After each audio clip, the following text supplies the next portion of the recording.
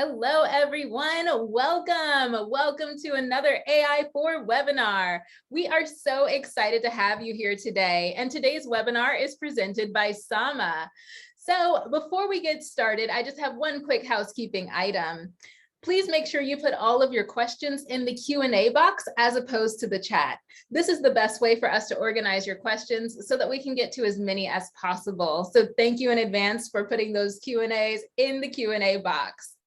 All right, today's topic is titled AI in Retail, Labeling Challenges and Success Stories. We are so excited to welcome Jerome Pasquero, Lead Product Manager at Sama, to present today's topic. So Jerome, welcome to the virtual stage. Thanks for the introduction, Patricia. I really appreciate it. Hi, everyone. Thanks for joining us on this webinar. I hope you find it interesting. I know I had a lot of fun putting it together. And let's get right to it. I'm going to start by sharing my screen here. Start the presentation. And we should be all set to go. So again, thanks for coming. As Patricia said, I'm Jerome Pasquero. I'm the lead product manager at Sama. I'm in charge of what we call the platform and of new products. But today, I'm here mostly to talk about data and more specifically about data challenges in retail. So on the agenda, quite simple. I'm going to start by talking a little bit about the global trends about AI in retail, just to set the stage properly. Then I'll dig into the importance of data for AI, but also for AI in retail in general. And I'll move on after that to the core of this talk, which is about providing some very telling and illustrative examples of some of the challenges that we face at Sama and that our clients face with data annotation or training data. And I'll end by giving a quick introduction to what we do at Sama and how we can help. So global trends, again, just to set the stage over here. It's not going to be any surprise to anyone attending this webinar, but AI is here and it's here to stay. And it's also going to be taking more and more room at an accelerated rate over the next few years. By certain estimates, we predict a 30% compound annual growth rate for the next 5 or 6 years. Now, why is that? And why is AI so important in retail? There's a number of reasons, but I've listed here the 3 most important ones. The first one, and the one we'll be probably focusing the most on for the remaining of this talk, is because AI is really a gateway to providing a better customer experience. It allows for a personalized recommendations to your customers, something that not only they crave, but they really expect these days, and will turn to your competitors if you don't provide it properly. AI also helps a lot with your processes and being more efficient for things such as inventory management. Or for driving automation processes that increase margins. And finally, and I think this is something that is just as important as the other two, is there's no way that we know of today to go through all the data that we collect in retail other than through AI means. There's so much data that the only way to draw great insights from it is through artificial intelligence and machine learning techniques. So it's all about the data, but before we get into this, I just want to have kind of a little bit of a refresher. What we're going to be talking about today is not any type of data and for any type of machine learning. And by the way, my slides might say machine learning or artificial intelligence. They're not exactly the same thing. One is a subset of the other, but for the purpose of this talk, I might be using them interchangeably.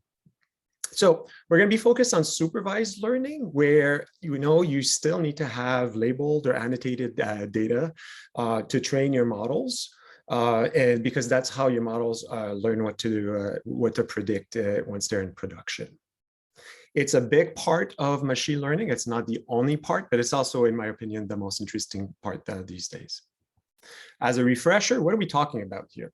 So what do we mean by training a model here? You have a model that you want to put in production, but before you need to train it, to do that, you need to give it what we call training data, which is a combination of assets, which might be images, which are videos, or even 3D point clouds, and annotations, which is essentially what you would expect your model, once it's in production, to be predicting when given the assets. So in this case, that would be an example of training data, an image with this lady wearing different pieces of clothing, and the categories have already been assigned to the different pieces of clothing she's wearing. And even in some cases, you might have a polygon that defines a contour of the hat in this case. Now, to train the model, what is needed is these assets and annotations, in different formats and shapes, millions or hundreds of thousands or millions of times. And that's how your model learns. The point of this slide here is to show the importance of data very early on in the model development lifecycle. So basically garbage in, garbage out, and that's why you need really good training data to get good results.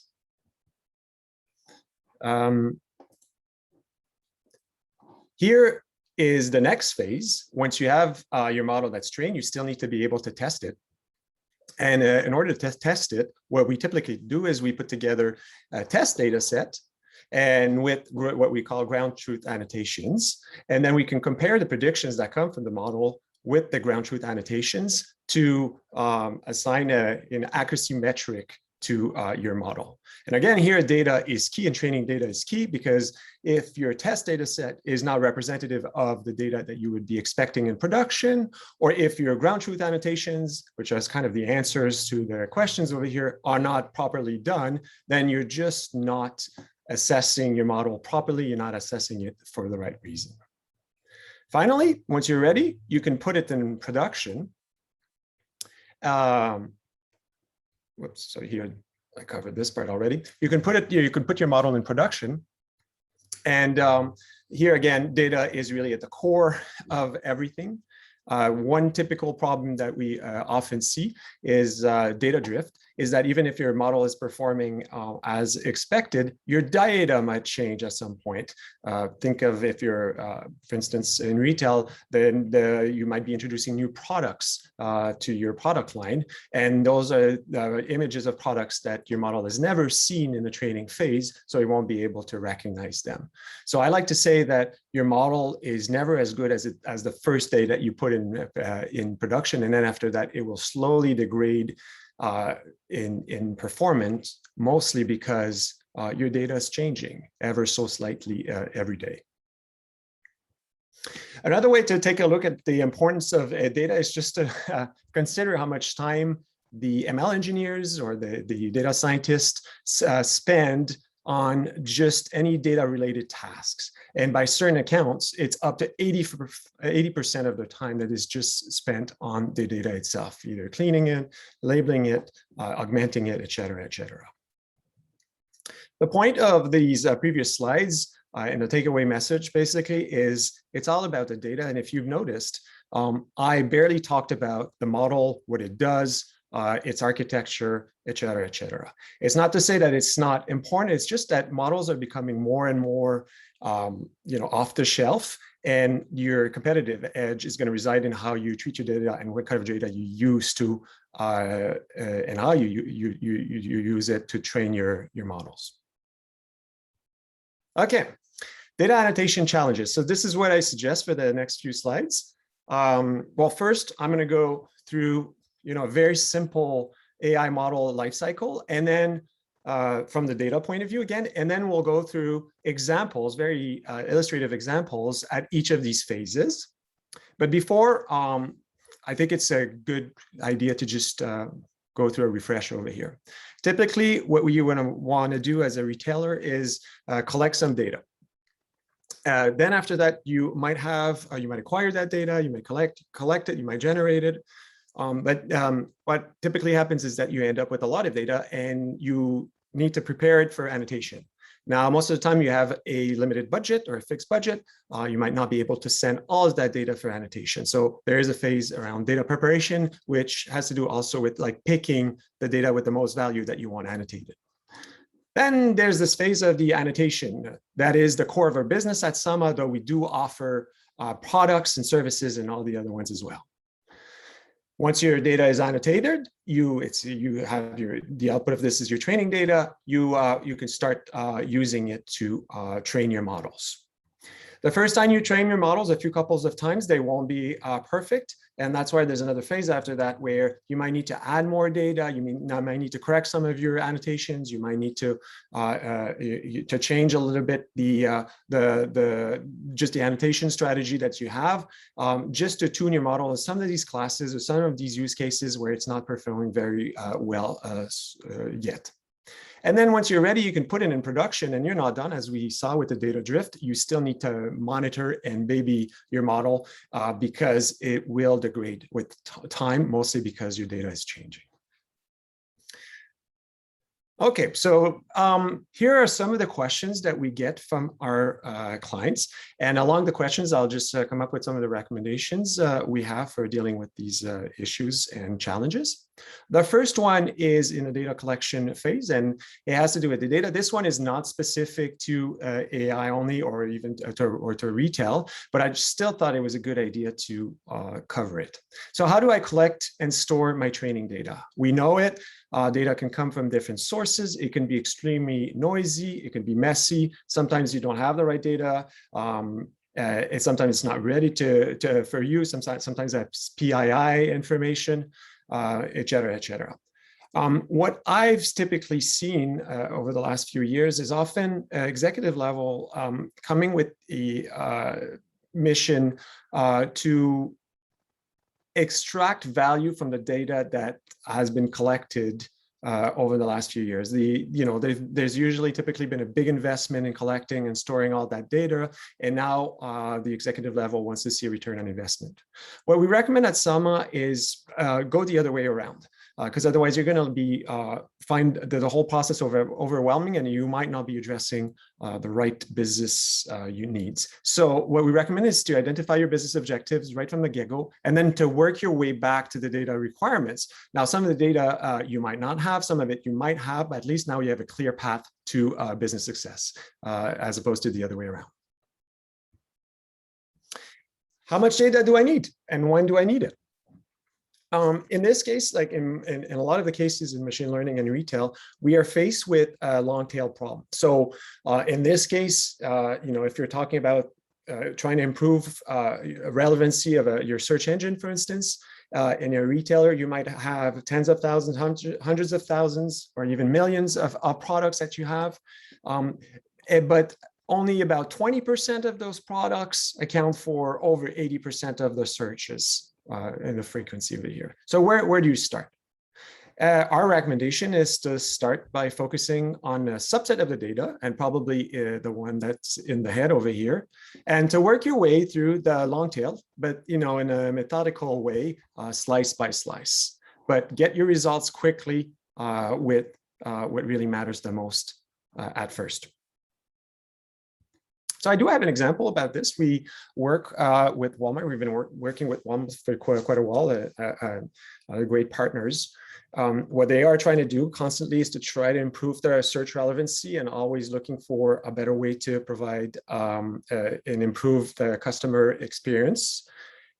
So in this case, what we do is we look at some of the images that are associated to their product lines, and some of the categorization and the descriptions of those products. We validate that everything is okay, and we even improve by providing suggestions just to improve the entire experience.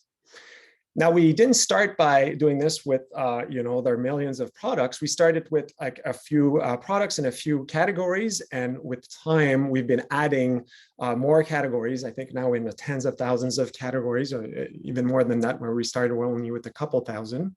And the results are very tangible. That has increased our algorithm accuracy by 30% and growing. And most importantly, it's allowed them to offer a way better customer experience, which in turn result in increased conversion rates. Okay, another question during data collection. This is actually a question that we don't get that often, but we should be getting more often. And the question is, how do I make sure the data sent for annotation is representative of data my model will observe in production? The reason why I say it's not asked too often is because this is assumed to be the case, but it's very much, it happens quite often that the data that is used to train the model, that is used by the machine learning engineers and the team and developers, is completely different than what that model will see once it's in production. And that just means that your model in production won't get the same level of performance than what you see during the training phases. What we recommend is fairly simple. We just recommend not to assume that your training data is going to look like your data in production. And that is like to not make this assumption anywhere in the value chain. So if you're in a machine learning engineer, constantly go talk to your business units, go talk to the domain experts and ask to see what that data in production is like. And the other way around is true as well. Constantly verify with your ML engineer teams that the data that you're using for the training is really similar to what you see in production. This is one of my favorite topics. How do I make sure there's no inherent bias in my data? Unfortunately, because this is only an hour session, I can't do it justice, but I still thought that it was a good idea to have a slide on this with a few maybe recommendations. The point of this slide is just to show that there are tons of types of biases, and they all can have negative consequences, of course. It's also to remind everyone that this is a very serious topic that can have dramatic consequences, and that we don't want, we want to be very aware of how we constantly look at the possible effects that this can have. So I didn't want to come up with examples that are the ones that result in, complete nightmares and PRs because they're completely unexcusable. Instead, I want to show you that this can be very subtle as well. So for instance, in this case, imagine that you're a retailer who would like to be able to send a virtual customized magazine to some of your customers because you have your email address. And this is based on their last purchases. So in this example, you might have bought, for instance, some barbecue tools. And the algorithm puts together a virtual magazine and sends it to you. Now, the only problem, and that virtual magazines might be holding some, barbecue images, some recipes, etc. The only problem with this is that you're a woman. Like you're the one who bought the tools for yourself, and it might be a little bit jarring and a little bit disconcerting from a user experience point of view to see that there are the virtual magazine basically is continuing some some stereotypes here. So again, not a very dramatic example, when it is telling enough to show that bias can be at every level of a machine learning journey. So a couple of recommendations. Again, the links are in this deck, and the idea is to refer to them afterwards. You got to stay up to date on the field of research. You have to be proactive and very responsible in constantly looking for those areas where you can have small or big bias. And the reason why it's important to be able to look at bias at every level, it's just because it's going to be across the board. And because if you can catch small biases, you can also catch those like dramatically, completely unexcusable biases on the big scale as well. Okay, moving on. During the phase of data preparation, which parts of my training data should I get annotated first? So this is one of my favorite questions. Like I mentioned before, once you've collected all the data or you've acquired it, you might end up with a huge amount of it, and not all of it needs or can be annotated. So which one do you pick?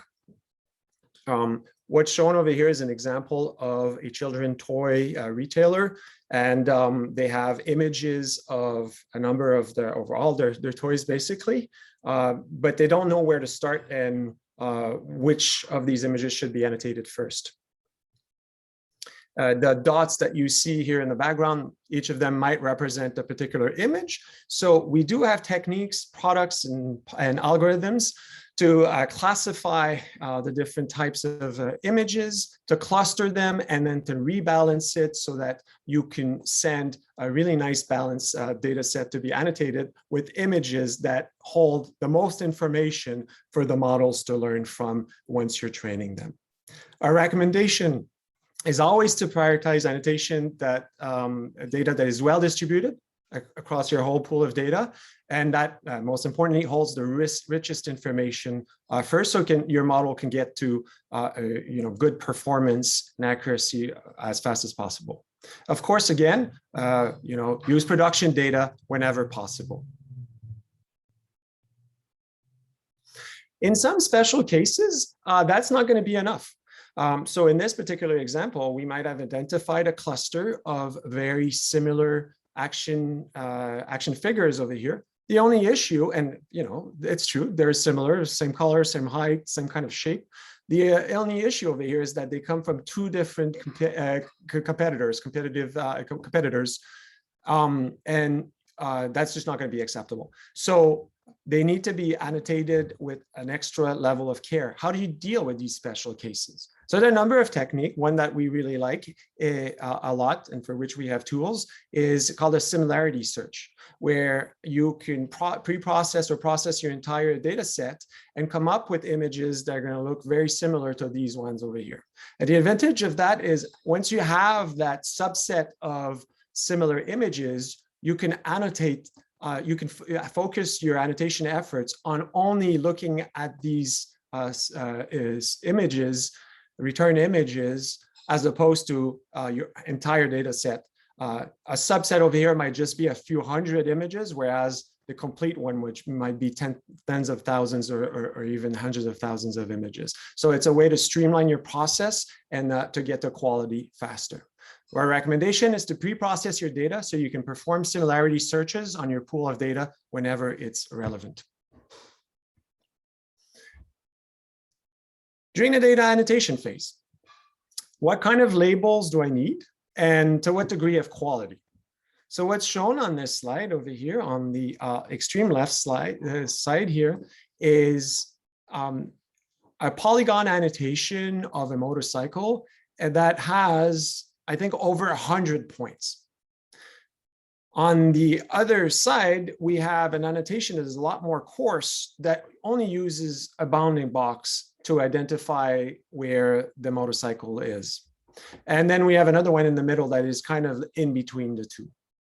So which one should I pick when I'm asking for training data? And that's an excellent question. And some of it will depend on the models that you want to use for this particular use case. But often what we see is our customers trying to overprescribe a little bit with very strict and high quality data annotation requirements too early in the process. You might not need to annotate with this level of accuracy for what you're looking for. And why this is relevant is because the annotation on the left side over here is, probably one of two orders of magnitude more costly than the one on the right. Is that's really worth, maybe an extra 1 or 2% in performance? Those are the questions that our clients need to answer before they start really investing too heavily in extremely high quality annotations for nothing. Model training and tuning. How do I capture edge cases and deal with complexity? You might have a lot of complexity in your use cases. This example that we have over here is one of a smart fridge where there's a camera that is able to identify when items are picked from the fridge And it's for a use case of a cashierless experience, obviously. Now, not what we're seeing, and we've annotated this one, is that it's fairly easy. You track the hand, the product is very visible. The model is going to be able to cover these use cases for sure. But now start thinking about edge cases. What happens is the user is wearing a black glove? What if they pick an item and they put it back, but not where it was initially? What if they use their left hand instead of their right hand? What if someone walks by at the same time? What if the lighting changes, et cetera, et cetera? There could be almost an infinite number of edge cases that we could come up with right from the get-go. But that is not what we recommend doing. Our recommendation in those cases is to, rather than trying to predict every edge case during the design phase and over-design for your annotation strategy, put in place a plan to uncover these edge cases as they come up, and then a way to address them quickly, budget and plan accordingly as well. It can be anywhere between 30 and 40 or 50% of your budget or your time that is going to be spent on addressing these edge cases or these complex cases one by one. So have this like iterative loop to do it over and over again as these edge cases arise. So here I have another example of a project that we worked on with Volumental. So what Volumental does is that they offer a kind of a personalized shopping experience. They produce shoe recommendations that are based on the shape of your shoe, and they used a number of technologies, 3D foot scans, for instance, to be able to recognize the 3D shape of your foot. You can think of, for instance, taking your mobile phone and just using it around your foot with the camera, or by taking several pictures, and then an algorithm that puts all that information together to get a very accurate 3D shape of your foot. And based on that, Volumental can make recommendations of the type of shoes that you're not only likely to like, but that will always also fits you almost perfectly. So you can think of like how complex this is how complex of a problem that can be, how much diversity is needed, and how every edge case needs to be captured properly. There are as many shapes of feet than there are people. So it's an extremely long tail in this case. We work with them to provide and annotate this type of data. The results is that, of course, not only does it allows them to provide a very or super personalized recommendations and experience to their customers, but it also has the effect that there's less returns on the shoes, which obviously increases margins. This is one of my favorite ones: model training and tuning. How do I manage ambiguity? You're definitely going to see some ambiguity in your data set. So the top left over here, can anyone tell me whether this is a red apple or a green apple? Or on the right over here, like, should this be categorized as fruit or something else, maybe statue or park display? Our recommendation over here is to try to identify these ambiguous cases as early as possible, often by looking at the data, but most importantly, always kind of favor during the annotation phase a tight feedback mechanism or a process between the domain experts, who will tell you what the answer should be over here, and the annotators themselves. And then use this as examples that you can also show to the rest of the annotation workforce, so that they are kind of training as they're also annotating. This is really preferable to a long instructions. Clear instructions from the beginning are very important, but you can assume that people won't retain them without the context, and you're better off setting up those really tight feedback loops than just providing a 100-page document with every single annotation instruction that no one will retain. How negatively impactful are errors in my data? So what are the consequences of having small or big errors in my data? Here we can think of, for instance, a toy robot that is roaming around your house and has a camera on top. It needs to be able to avoid the objects in the way.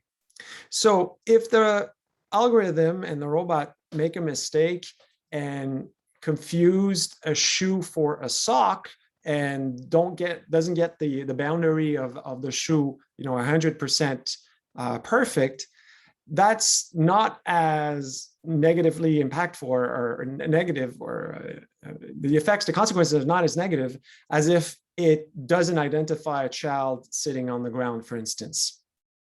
So not all of your data basically has to be annotated with that same level of quality.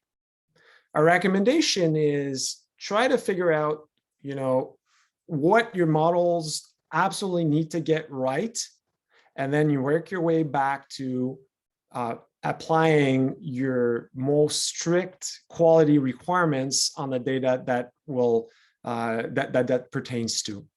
So devise your annotation and quality rubric with emphasis on the classes and the types of examples that your model absolutely need to get right. You're going to be putting your energy and efforts in the right place. We see this in retail. We see it a lot as well in the autonomous vehicle space, where it's very important that, for instance, the pedestrian that you are identifying with a polygon and who is very close to a car be really the quality on that annotation of the polygon be near perfect. It's probably not as important that you get the tree that is 300 yards away with the same level of annotation quality, right? And we've seen clients who try to come up with really, really strict instructions for all their classes, but what ends up happening is that basically you're missing the opportunity to put your efforts where you can have the most positive impact. How can I make sure my model in production is still performing as expected? Remember at the beginning of this webinar, I talked a little bit about data drift. This is a very good example of data drift. So put you in context over here with an example. Imagine you're a brick and mortar retailer and you've set up a camera or cameras in the parking lot. And with an algorithm, they are tracking how many cars are in the parking lot. And that in turn feeds another algorithm that tries to predict the traffic in your store, so you can manage allocation assignment of your employees. On the left side, this is a system that's working fairly well. It's not perfect. You can see that in green over here, it identifies the empty spots, and in red, the ones that are taken by a car, and it makes a few mistakes, like this one should be empty probably, and this one as well. But overall, you're getting a fairly good estimate of the number of cars in a parking lot. Now, without you knowing, the company that owns the parking lot has decided that they no longer needed the parking attendant. And that happened a couple of months ago. So people have been starting to park differently. Maybe the lines are not as clear as they were before. So basically your data, your production has changed. All your test data, your model, everything is exactly the same, and you're not picking up the fact that this has changed. But all of a sudden, you can see that your estimates of the number of cars in a parking lot is way off. And this, through a chain reaction, just means that it's a lot harder to do the assignment or the allocation of your employees in your store. So how do you avoid getting to a situation like that? Because you're really blind when this happens. Well, it has to do with checking with the data again. In this case, what you want to do is constantly check that the current data that you're feeding to your model in production is really similar to the one that you're expecting to see, so the previous data. And you have to be proactive about this. We do have tools to do that. And as soon as you see that there's a little bit of a discrepancy, which indicates that there's data drift, it needs to trigger basically an alert and a redesign of the training data, where you might need to enrich it with more examples of the current situation, retrain it, put it back in production, and do this from time to time to make sure that you manage the data drift.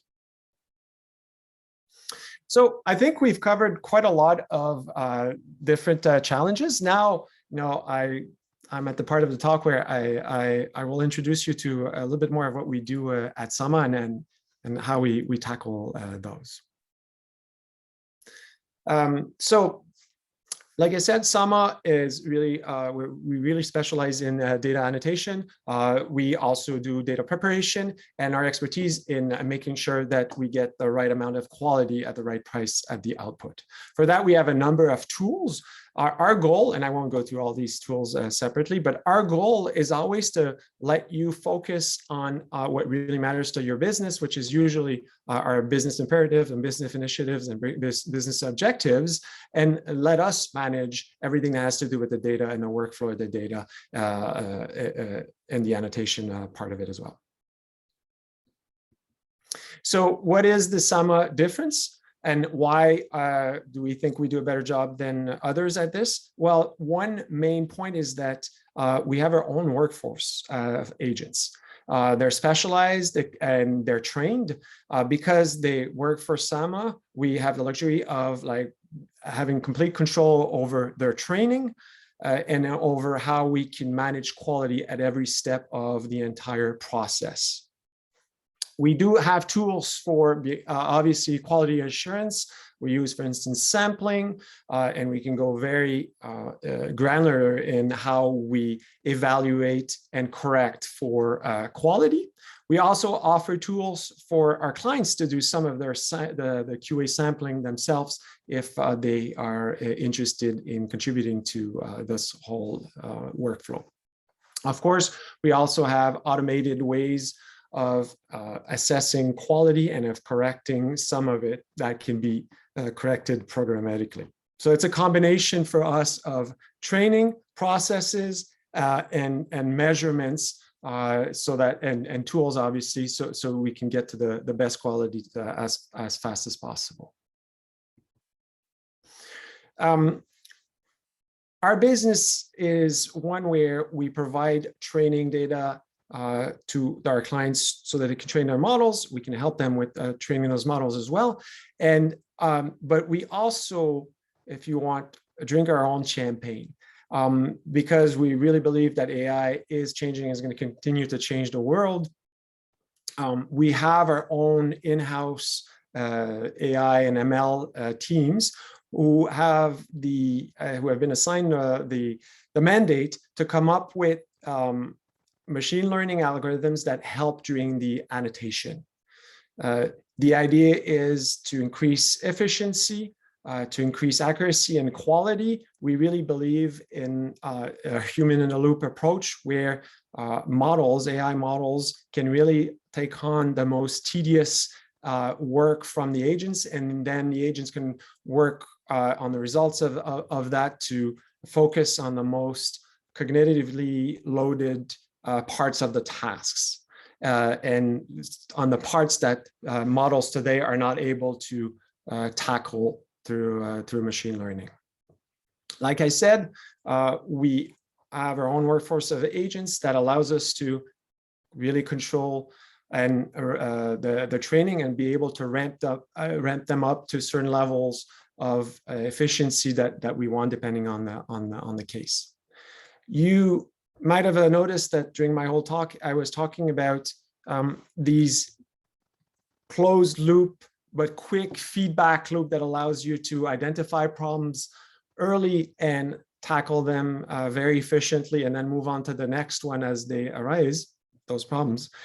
This is only possible because the entire company works in kind of an agile and iterative way. All our workflows are developed that way, and all the way down to agile development, obviously. And again, our goal is really to let you do what you're good at, and let us handle the project management part of this whole workflow. Security. We adhere to all security standards. We've been doing this for quite a while with big customers. I'm not going to spend too much time on this. We have expertise in obviously keeping our client data safe, because again, it is the fuel that powers their data. So it is something that holds a competitive edge and a lot of value to them. And I'm going to finish this talk on this slide, and then we can move on to a question. Sama is a certified B corporation, and I'm very proud to be working for this company. I've been talking about data for the past, 45 minutes, but I think it's important to realize that behind this data are people. In our case, people who are mostly in East Africa and who are annotating these millions, hundreds of millions of assets, shapes, etc. And as a company, we have the mission to give them work and not aid. We really believe that this is the way out of poverty, and that it can be a win-win situation. Again, those annotators are employees of ours, which is great, because not only does it fulfill our mission, but it also allows us to have a lot more leverage and levers on how we can manage our workforce and quality overall. We do pay them a living or fair wages, we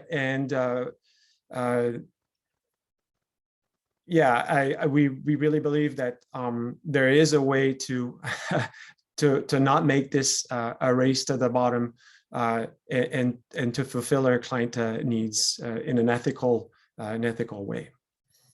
So I think I'm going to finish on this one last slide that summarizes everything, and let you ask your questions if you have any. Thanks a lot for your time.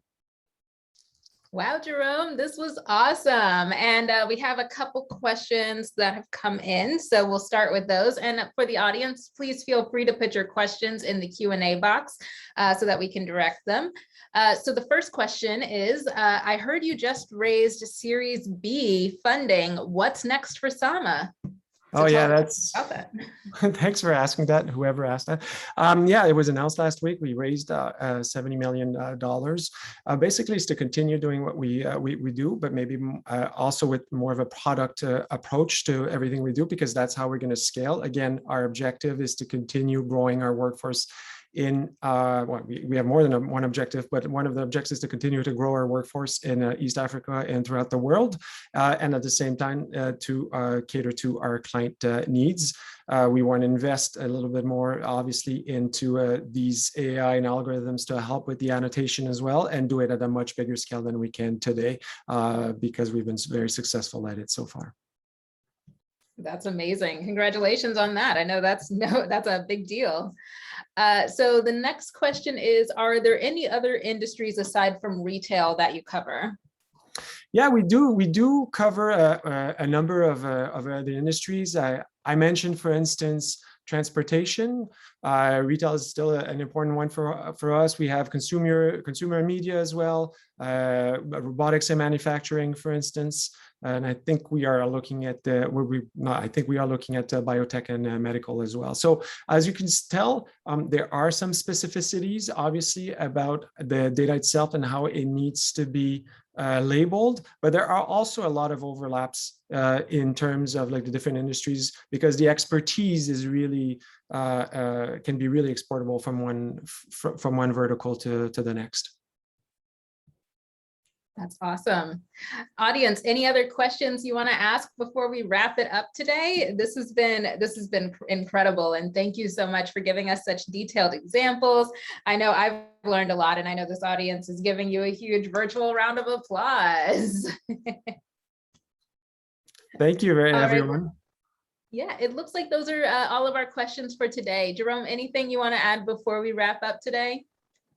No, it's been a lot of fun to put this deck together. Hopefully it was helpful in understanding like the type of skill set and challenges that you need to have and face in the challenges that we face on a daily basis. And I look forward to hearing from anyone who's interested in learning more about Sama, how we work, or who even just has questions.